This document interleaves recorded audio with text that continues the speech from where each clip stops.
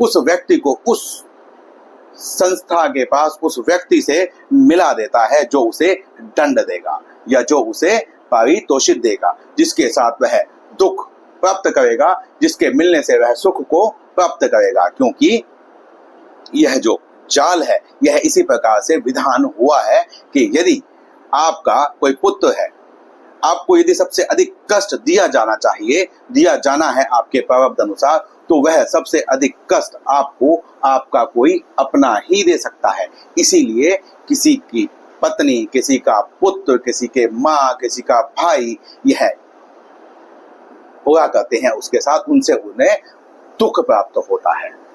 और ऐसे ही यदि आपको अत्यधिक सुख प्राप्त होना है तो आपको एक आदर्श परिवार मिलेगा। वहां पर माता पिता, भाई बहन, पति पत्नी, इन सब से आपको अत्यधिक सुख मिलेगा।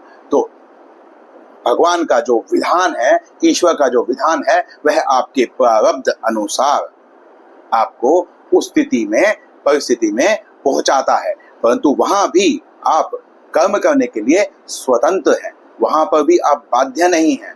आप जैसा चाहें वैसा कर्म कर सकते हैं और फिर जैसा चाहे आप कर्म करेंगे, वैसा ही फल पाने के लिए भी आप तैयार रहें।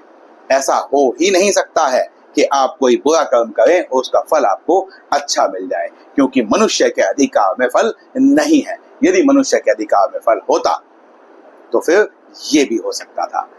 भगवान प्रकृति के प्रति, सृष्टि के प्रति उदासीन है।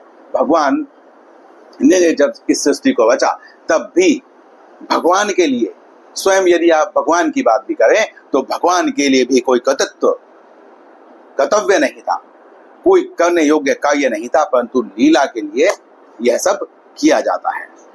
आपको एक और श्रुति मिलती है जिसमें यह कहा गया है कि जो सृष्टि बनी है यह लीला केवल्यम, अर्थात सिर्फ लीला के लिए बनी है। तो यदि आपके साथ कुछ होता है तो आप कभी यह ना माने कि यह भगवान करवा रहे हैं, यह आपके प्रारब्ध करवा रहे हैं। और यदि आप उस स्थिति में खुश नहीं है, पसंद नहीं है, तो वह ऐसा कर्म बिल्कुल ना करें जिससे आपको उस प्रकार के फल प्राप्त हो। यह कर्म प्रधान धर्म है। यहाँ पर कर्म से ही सब कुछ होता है, आपके पद से नहीं।